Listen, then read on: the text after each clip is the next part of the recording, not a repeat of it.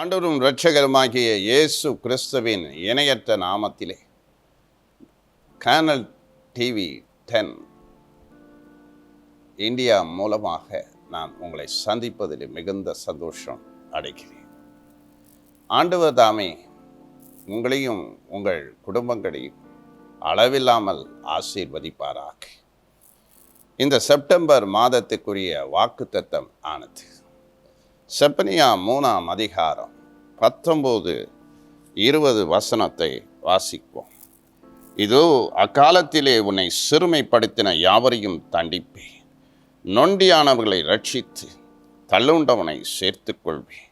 அவர்கள் வெட்கம் அனுபவித்த சகல தேசங்களிலும் அவர்களுக்கு புகழ்ச்சியும் கீர்த்தியும் உண்டாகும்படி செய்வேன். அக்காலத்திலே உங்களை கூட்டி கொண்டு வருவேன், அக்காலத்திலே உங்களை சேர்த்து கொள்வேன். உங்கள் கண்கள் காண நான் உன் சிறையிருப்பை திருப்பும் போது பூமியில் உள்ள சகல ஜனங்களுக்குள்ளும் நான் உங்களை கீர்த்தியும் புகழ்ச்சியுமாய் வைப்பேன் என்று கர்த்தர் சொல்லுகிறார். இந்த மாதத்திலே தேவன் நம்மை கீர்த்தியும் புகழ்ச்சியுமாய் வைக்கப் போகிறார். கீர்த்தி என்று சொல்லும் பொழுது ஃபேமாக வைப்பார், புகழ்ச்சியாக வைப்பார். நம் தேவன் உயர்த்துகிற தேவன், மேன்மைப்படுத்துகிற தேவன். இந்த வருடத்திலே ஆந்திராவில் உள்ள கதிரி என்ற இடத்திற்கு நான் ஊழியம் செய்யும்படி சென்றிருந்தேன். பொங்கல் அன்று ஒரு கூட்டம் வைக்கப்பட்டிருந்தது. அந்த கூட்டம் திடீரென்று ஒழுங்கானது. ஒரு குறிப்பிட்ட கூட்டம் எனக்கு கேன்சல் ஆனது. 3 நாள் கூட்டம் நானும் என் மனைவியுமாக ஒரு இடத்திலே ஊழியம் செய்ய போகும் பொழுது அந்த இடத்திலே தடை வந்தது. கடைசி நிமிஷத்தில் அந்த மீட்டிங் கேன்சல் ஆனது. நாங்கள் மிகவும் மனம் உடைந்து போனோம். பல நாட்கள் ஜெபித்தோமே, பல நாட்கள் உபவாசமும் எடுத்தேன். ஆவியானவர் சொன்னார், 1 வாரம் உபவாசம் எடுத்து நீ ஜெபம் பண்ண என்று. பொங்கல் மீட்டிங்க்கு கர்த்தர் ஆயத்தப்படுத்தினார். அந்த சமயத்திலே இந்த தடைப்பட்ட பொழுது ஆந்திராவிலிருந்து எனக்கு ஒரு அழைப்பு வந்தது. ஒரு சர்ச் டெடிகேஷன் கூட்டம் ஆனது கதிரி என்ற இடத்தில் எனக்கு ஒழுங்கு செய்யப்பட்டது. அந்த கூட்டத்துக்காக நான் புறப்பட்டு உடனே சென்றேன். அந்த கூட்டத்திலே தேவன் மகிமையான காரியங்களை செய்தார். என்னை கொண்டு பலத்த செயல்களை செய்தார். 1 நாள் கூட்டம் வைத்திருந்தார்கள். அந்த பாஸ்டர் மிகவும் அன்போடு என்னை உபசரித்து ஊழியத்தில் என்னை கனப்படுத்தினார். அது மட்டுமல்ல, ஏராளமான பாஸ்டருங்க எனக்கு ஃபோட்டோஸ் எடுத்துக்கொண்டார்கள்.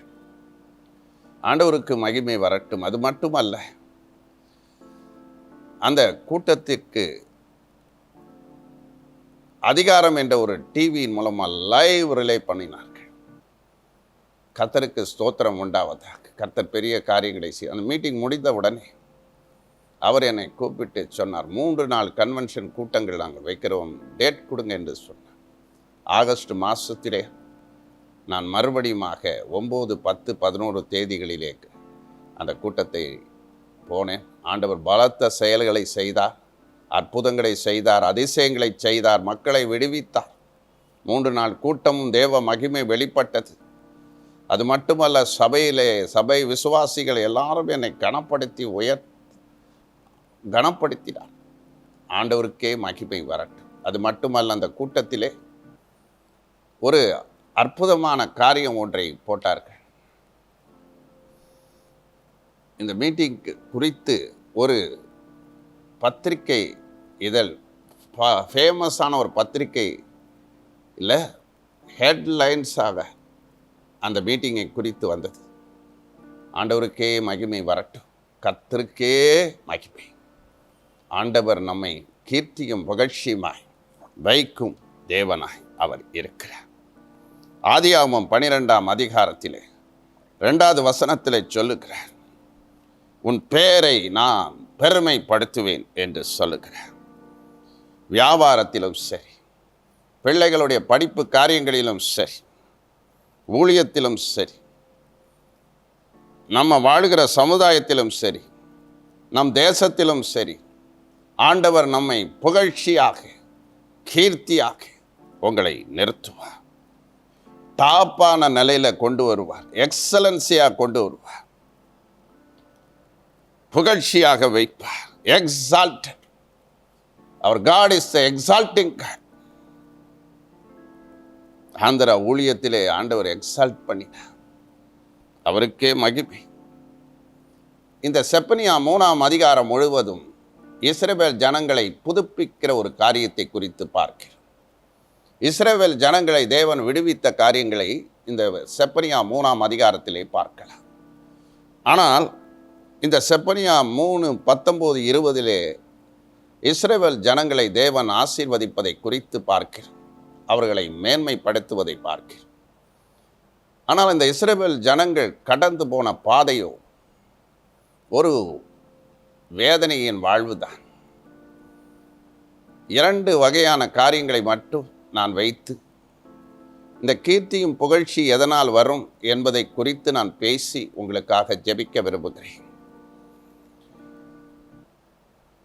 செப்பனியா 3:20 சொல்லுகிறார், அக்காலத்திலே நான் கூட்டி சேர்ப்பேன். இந்த இஸ்ரவேல் ஜனங்கள் பல தேசங்களிலே வெட்கத்தை அனுபவித்தார்கள், சிறுமைப்படுத்தப்பட்டார்கள், துரத்தி அடிக்கப்பட்டார்கள், சிதறடிக்கப்பட்டார்கள். இன்றைக்கும் பல தேசங்கள் அடிமைகளாக, அகதிகளாக, ஸ்ரீலங்கா தேசத்திலே அநேகர் அகதிகளாக இருந்த நாட்கள் உண்டு. எத்தனையோ தேசங்களிலே இருக்கும் ஜனங்கள் அகதி. அந்த போல தன் இஸ்ரவேல் ஜனங்கள் புறச்சாதியினால அடிமையாக்கப்பட்டு வேதனைப்படுத்தப்பட்டு கிடந்தார்கள்.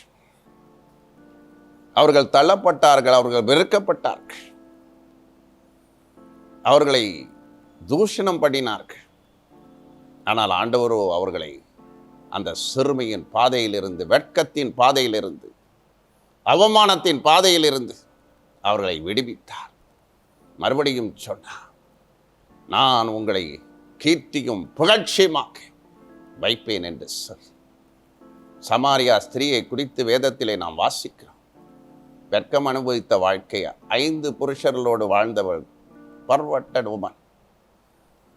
அப்படிப்பட்ட ஒரு பெண்ணை ஆண்டவர் ரட்சித்தார், அவளை விடுதலை ஆக்கினார், அவளுக்குள் இருந்த பாவ கட்டுகளை உடைத்தார், பாவத்தின் வல்லமைகளை அவளை விட்டு நீக்கி போட்டார், வெளிச்சத்தை அவள் வாழ்க்கையில் தந்தார். தார்மாராய் வாழ்ந்த அந்த பெண்ணுடைய வாழ்க்கையில் ஒரு ரட்சிப்பை தேவன் தந்தார். சிறுமைப்படுத்தப்பட்டவர், தள்ளப்பட்டவர், சமாரியா என்று சொல்லும்போது தாழ்த்தப்பட்ட மக்கள், தாழ்த்தப்பட்ட ஜனங்கள், துரத்தப்பட்ட ஜனங்கள் இன்றைக்கு அநேக உண்டு. ரிஜெக்டடான வாழ்க்கை உண்டு. ஆனால் அந்த சமாரியா ஸ்திரீயை தேவன் உயர்த்தினார். இயேசுவை பயன்படுத்துவதற்கு, இயேசுவை பற்றி நற்செய்தி சொல்வதற்கு அவளை உபயோகப்படுத்தினார். அவள் சொல்லை கேட்டு ஊர் ஜனங்களே வந்தார்கள். எந்த இடத்துல நம்ம வெட்கத்தை அனுபவிக்கிறோம், அதே இடத்துல கீர்த்தியும் புகழ்ச்சியுமாய் வைப்பார். வெட்கம் அனுபவித்த தேசத்தில் என்று சொல்கிறார், சிறுமைப்படுத்தினார், அவர்கள் தள்ளப்பட்டார்கள். ஆனால் ஆண்டவரோ அவர்களை சேர்த்து கொண்டார். ஆகாது என்று தள்ளின கல்லுதான் மூளைக்கு தலைக்கல்லாய் இருக்கிறது. ஊழியத்தின் பாதையிலே நான் ஊழியத்தை தொடங்கின நாட்களிலே என்னை தள்ளினவர்கள் உண்டு, என்னை ரிஜெக்ட் பண்ணவர்கள் உண்டு, வேண்டாம் என்று ஒதுக்கினவர்கள் உண்டு. ஆனால் ஆண்டவரோ என்னை தூக்கி நிறுத்தினார். நம் தேவன் தூக்கி விடுகிற தேவன், நம்மை மகிமைப்படுத்துகிற தேவன், மாட்சிமையாய் வைக்கிற தேவன், நம்மை கனப்படுத்துகிற தேவன்.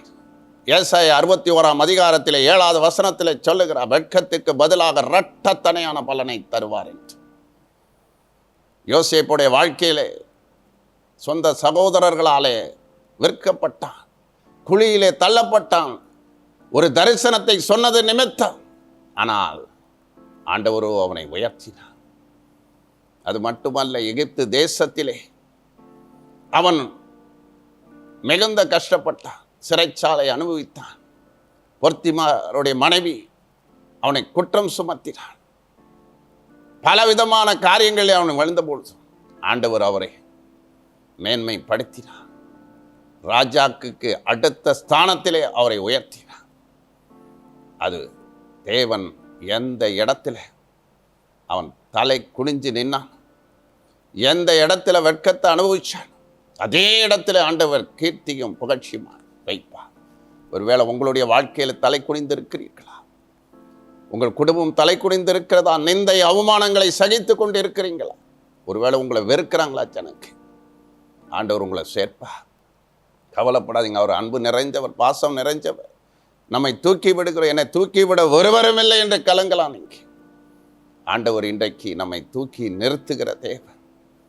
இன்னைக்கு நீ வேண்டாம், இந்த மனுஷன் வேண்டாம், இந்த ஒதுக்குறவங்க நீங்க உண்டு, சமுதாயமே நீங்க ஒதுக்குற உண்டு. யோவான் 2ஆம் அதிகாரத்திலே அந்த கற்சாடியை யாருக்குமே பிடிக்காது, வெளியில வச்சிருந்தாங்க. ஆனா ஆண்டவர் அந்த கற்சாடியை உள்ளே கொண்டு வரும்படி செய்தார். அந்த கற்சாடியின் மூலமாக தண்ணீரை திராட்சரசமாய் மாற்றினார். அற்புதத்தை அந்த கற்சாடியின் மூலம் செய்தார். அந்த அற்புதம் செய்த போது 11ஆவது வசனத்தில் சொல்ல மகிமைப்படுத்தப்பட்டார் என்று சொல்லப்பட்டிருக்கு. ஆண்டவருடைய யாரை கொண்டு அற்புதத்தை செய்ய அவரால் முடியும், யாரை கொண்டும் அவர் பயன்படுத்த முடியும், யாரை கொண்டும் அவர் மேன்மைப்படுத்த முடியும், யாரை கொண்டும் அவர் கனப்படுத்த முடியும், யாரை கொண்டு அவருடைய காரியங்களை செய்ய முடியும். அது ஒரு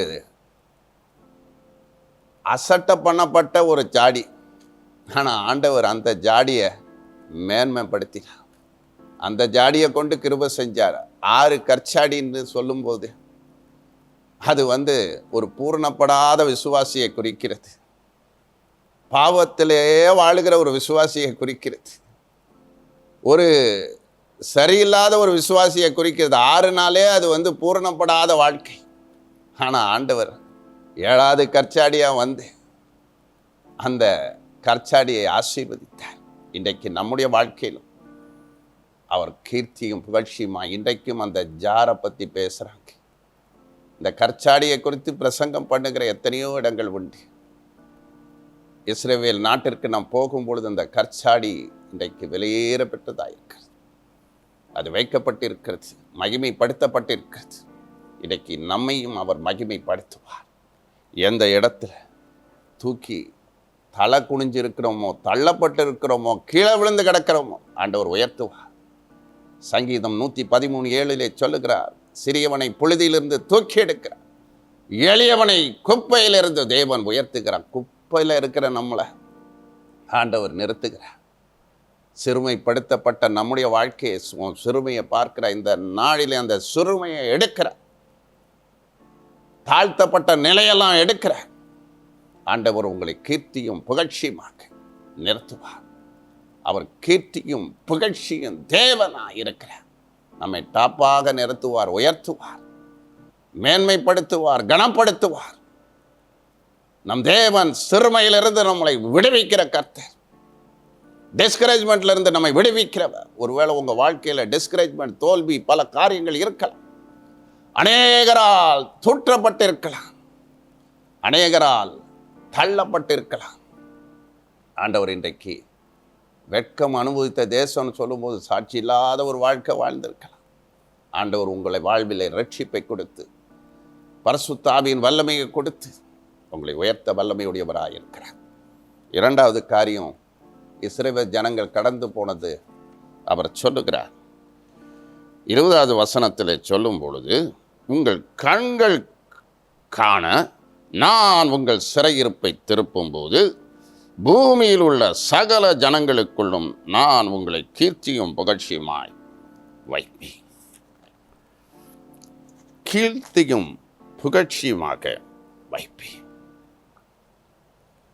சிறையிருப்பை திருப்பும் போது யோபின் வாழ்க்கையிலே 2 மடங்கு ஆசீர்வாதத்தை கொடுத்தார். எல்லாவற்றையும் இழந்து போன யோபின் வாழ்க்கையிலே தேவன் செய்த காரியங்கள், ஆண்டவர் சிறையிருப்பை திருப்பும் தேவன். நம் கண்கள் காணும்படி 18 வருஷமா இருந்த அந்த கூனியை நிமிர பண்ணினான். எத்தனையோ ஆண்டுகள் அவ 18 வருஷமா அடிமத்தனத்திற்குள் கிடந்தாள்.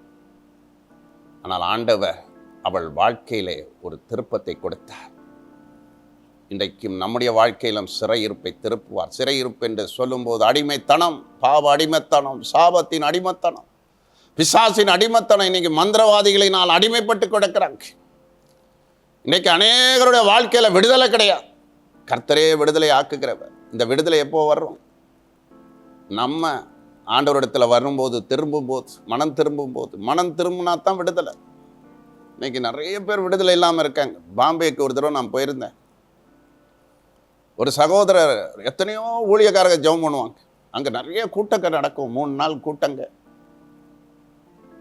பெரிய பெரிய கூட்டங்கள் நடக்கும். எத்தனையோ பேர் விடுதலை ஆகிறாங்க. நான் ஒரு மட்டும் விடுதலை ஆகலை. காரணம் என்னென்னா, மனம் திரும்பல. அவர் மந்திரவாதிகிட்ட அடிக்கடி போவார், இங்கேயும் வருவார், கிறிஸ்டியன் மீட்டிங்லையும் அட்டன் பண்ணுவார், மந்திரவாதிகிட்டையும் போவார், மற்றவங்களுக்கு விரோதமாக பிளாக் மேஜிக் பண்ணுவார், அவங்க நல்லா இருக்கக்கூடாதுன்னு செய்வார். அப்படி அல்ல. நம்ம அடிமைத்தனம் நம்மளை விட்டு சிறையிருப்பு நீங்கணும்னா நம்ம மனம் திரும்பணும், பாவத்திலேருந்து திரும்பணும், நம்ம இருதயத்தை ஆண்டவருக்கு ஒப்பு கொடுக்கணும், சத்தத்துக்கு செவி கொடுக்கணும். அப்போ தான் ஆண்டவர் விடுதலை கொடுப்பார். உன் சிறையிருப்பை தேவன் திருப்புவார். திருப்பும்போது நம்மளை எப்படி வைப்பார்னா, கீர்த்தியும் புகழ்ச்சியுமாய் வைப்பார். பூமியில் உள்ள எல்லாரை பார்க்கிலும் மேன்மைப்படுத்துவார், கனப்படுத்துவார். நம்மளை எக்ஸலண்ட்டாக வைப்பார், நம்மளை கனப்படுத்துவார். நம்மளை மேன்மையான நிலையிலே கர்த்தர் உயர்த்த அவர் வல்லமை உடையவராக இருக்கிறார். இந்த கீர்த்தியும் புகழ்ச்சியும் நம்முடைய வாழ்க்கையில் வர வேண்டும் என்றால் நாம் என்ன செய்ய வேண்டும்? அதை நான் பேசி உங்களுக்கு நான் ஜெபிக்க விரும்புகிறேன். சிறையிருப்பை திருப்பும் போது ஆண்டவர் கிருபை செய்வார். உண்மை. அந்த வாழ்விலிருந்து நம்மை மீட்டெடுக்கிற கர்த்தராய் இருக்கிறார்.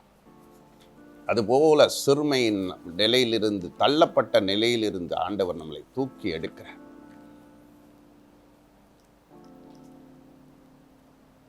கீழ்ப்படியும் பொழுது தான், உபாகம் 28:1 சொல்லுகிற, என் சத்தத்துக்கு உண்மையாய் நீங்கள் செவி கொடுப்பீர்கள் என்றால் பூமியில் உள்ள எல்லா ஜாதிகளை பார்க்கிலும் உங்களை மேன்மைப்படுத்துவேன். ஆண்டவர் உங்களை மேன்மையாக வைக்கணும்னா கீழ்ப்படியணும். முதலாவது கீழ்ப்படுகிற பிள்ளைகளைத்தான் ஆண்டவர் மேன்மைப்படுத்துவார், மகிமைப்படுத்துவார், கனப்படுத்துவார். உபாகம் 26:19 சொல்லுகிறார், நான் உண்டு பண்ணின எல்லா ஜாதிகளை பார்க்க புகழ்ச்சியிலும் கீர்த்தியிலும் மகிமையிலும் உன்னை நான் சிறந்திருக்கும்படி செய்வேன். புகழ்ச்சியிலும் கீர்த்தியிலும் மகிமையிலும் சிறந்திருக்க உங்களை தான் டாப்பாக வைப்பார். எப்போ?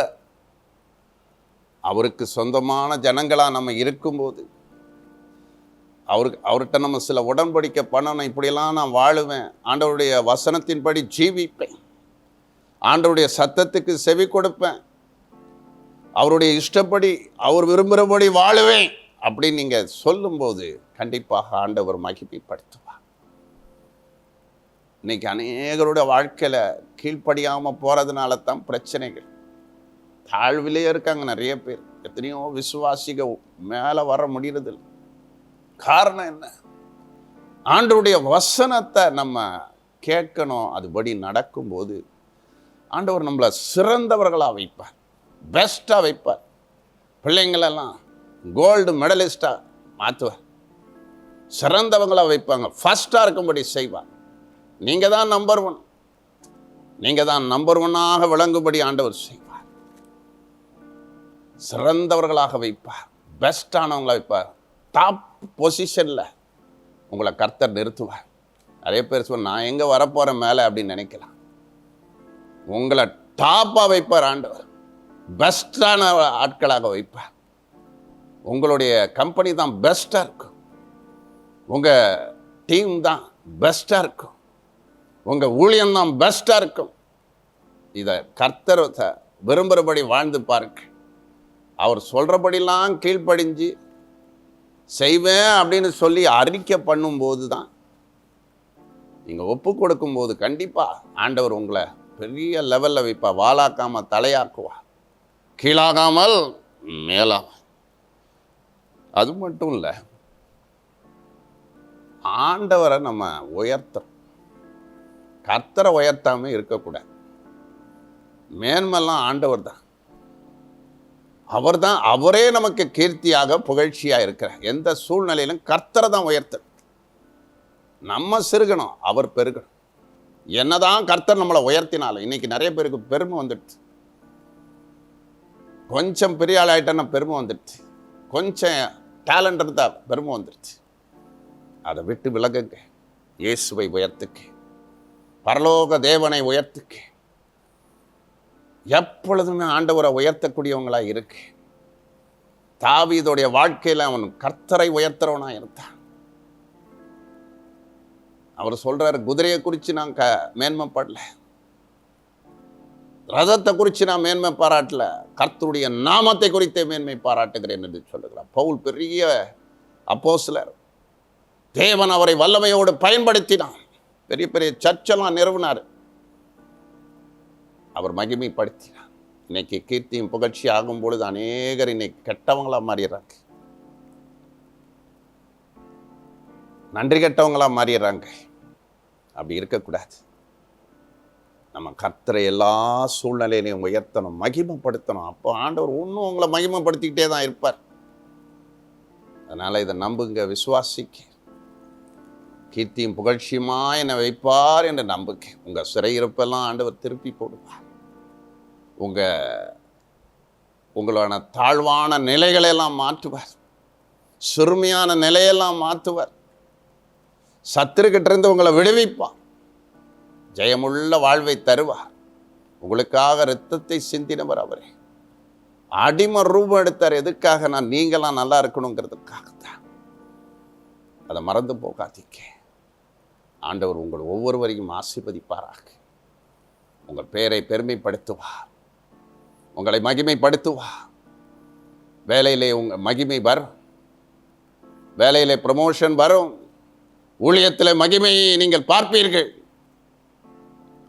ஒவ்வொரு இடத்திலும் நான் ஊழியம் செய்ய செல்லும் பொழுதும் மகிமைக்கு மேல் மகிமைப்படுத்தி கொண்டிருக்கிறார்.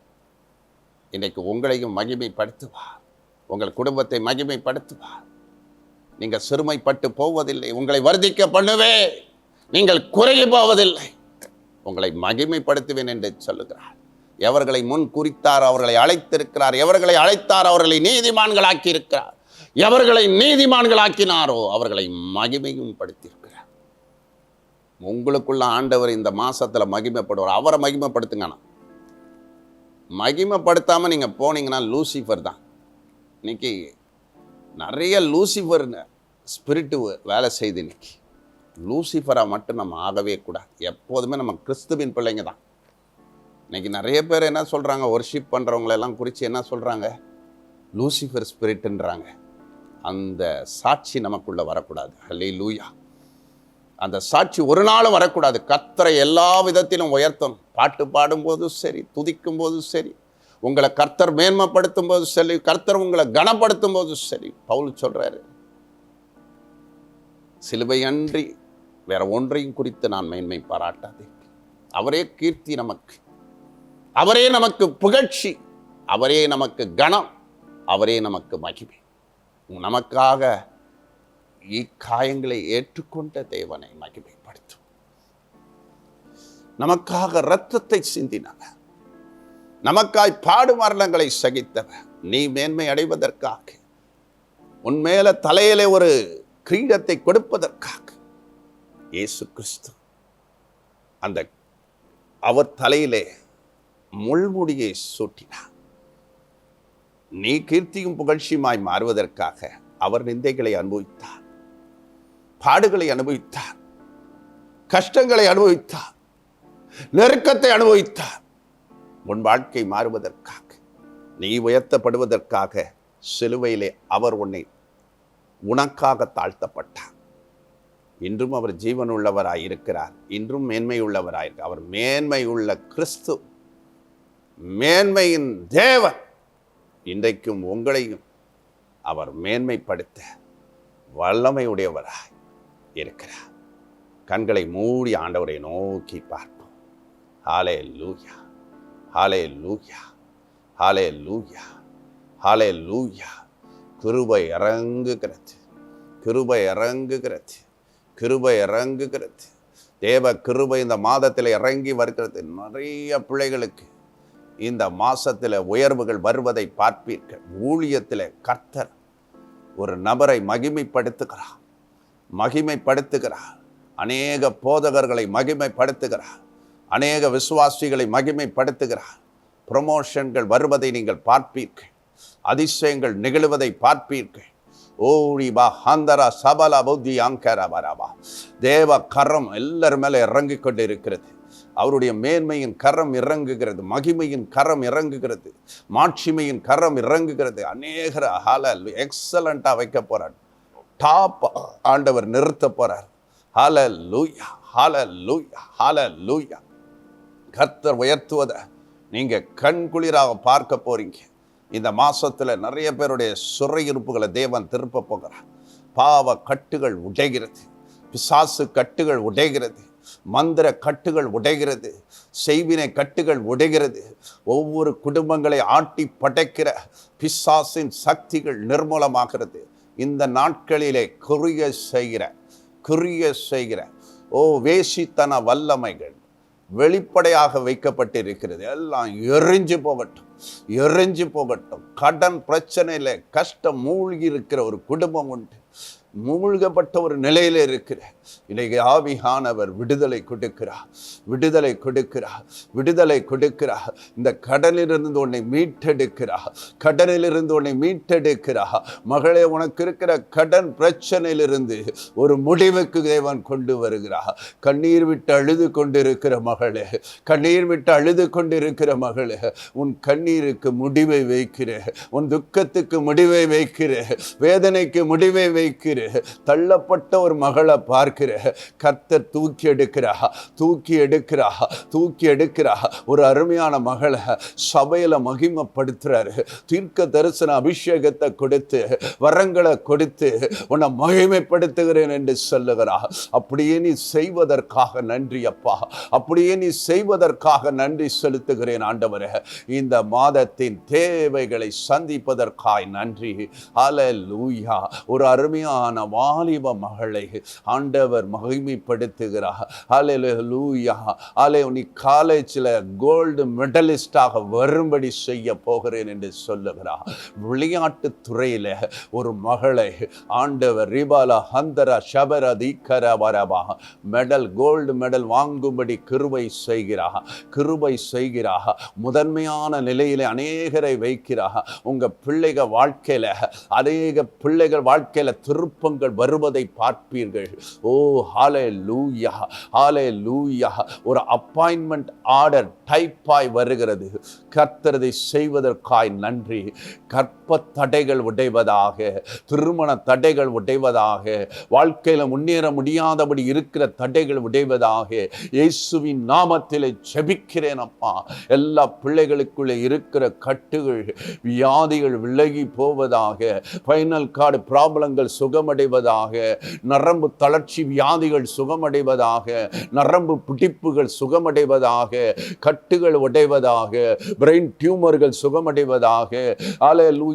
குருட்டு பிசாசு வெளியேறுவதாக, பிளைண்ட் ஸ்பிரிட்ஸ் எல்லாம் வெளிவருவதாக, எல்லா ஆவிகள் வெளிவருவதாக, எல்லா வசிய மருந்துகள் வெளிவருவதாக, வசிய கிரியைகள் வெளிவருவதாக, மந்திரத்தின் சக்திகள் வெளிவருவதாக, மந்திர தகடுகள் உடைவதாக, வெள்ளி சூனிய கட்டுகள் உடையும்படி நான் கட்டளை கொடுக்கிறேன். அநேகரை நீ உயர்விப்பதற்காய் நன்றி.